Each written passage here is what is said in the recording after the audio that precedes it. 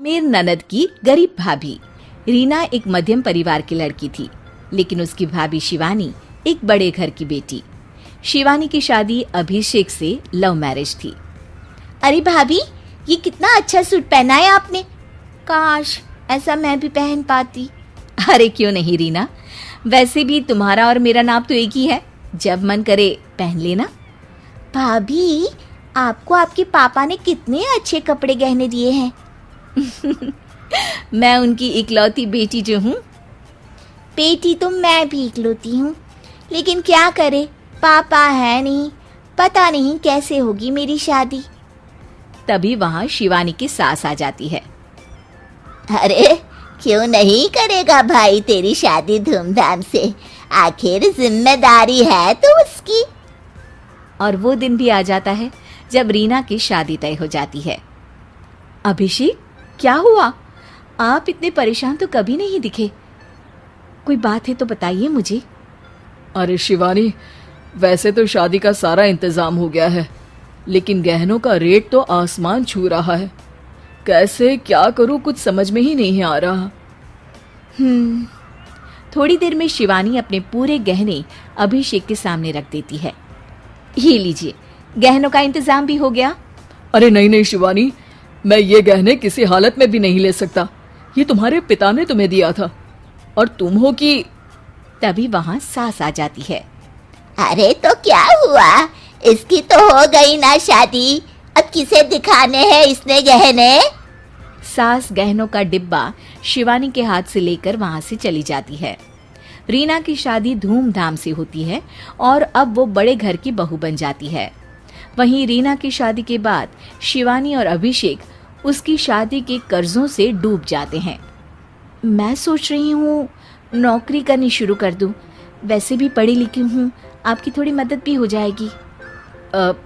वैसे शिवानी, कुछ दिन कर लो तो अच्छा ही होगा, क्योंकि ज़रूरत भी है।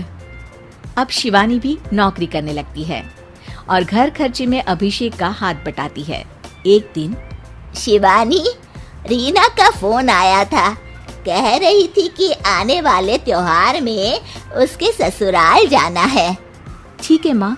अरे ठीक तो है, लेकिन एक काम कर लेना, उसके सास ससुर से लेकर पूरे खानदान के कपड़े मिठाइयाँ सब ले आना, और हो सके तो रीना के लिए छोटे से कान में पहनने के बूंदे भी। और क्या है ना, शादी में उसे सारी बड़ी बड़ी कान की ज्वेलरी दी थी, घर में पहनने के लिए तो उसके पास कुछ भी नहीं है। शिवानी सोच में पड़ जाती है कि वो क्या करे, क्योंकि कर्जों और घर के खर्चों के बाद तो पैसे बचते ही नहीं थे। शिवानी फिर अपने पिता को फोन करती है और उनसे पैसे मांगती है। देखो शिवानी, मैंने तुम्हें शादी के वक्त ही मना किया था कि ऐसे घर में शादी करनी ही नहीं चाहिए। अरे अभिषेक को शर्म आनी चाहिए जो ससुराल से पैसे मंगवा रहा है। शिवानी को पिता की बात पर गुस्सा आ जाता है। आप मेरे पिताजी हैं और मैं परेशान थी इसलिए आपसे मदद की उम्मीद की पापा। अभिषेक को तो पता भी नहीं है कि मैंने आपसे पैसे मांगे हैं। शिवानी सोचती है कि वो अभिषेक से बात करे, लेकिन फिर उसे लगता है कि वो टेंशन ले लेगा। तभी शिवानी की नजर हाथ के कंगन पर पड़ती है, सीधे बाजार जाती है और उसे बेचकर ननद के घर ले जाने का सारा सामान लेकर आती है और सास के सामने रख देती है। हाँ ठीक है, लेकिन फल थोड़े और अच्छी क्वालिटी के होने चाहिए थे। शिवानी कुछ नहीं कहती, वहाँ से चली जाती है। एक दिन शिवानी, रीना का फोन आया था, बहुत रो रही थी। क्यों माँ, क्या हुआ? सब ठीक तो है ना उसके ससुराल में? अरे तूने तो उसकी नाक ही कटवा दी। अब मैंने क्या कर दिया माँ? कह रही थी कि बड़े घर की बहू है भाभी, जो कपड़े दिए वो ब्रांडेड भी नहीं थे। तू तो जानती है ना उन लोगों का पहनावा कितना अच्छा है। तू तो मेरी बेटी का भला कभी सोचती नहीं।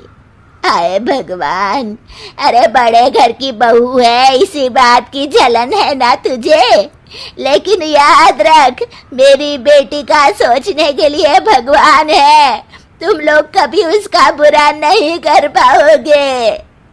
अब शिवानी के मन में सवाल था कि क्या ईश्वर सिर्फ रीना के साथ है, उसके साथ नहीं। लेकिन उसे सुकून था कि वो अभिषेक के साथ उसकी जिम्मेदारियों को निभाने में बराबरी की हकदार है। शिवानी वहां से चली जाती है। वो सास से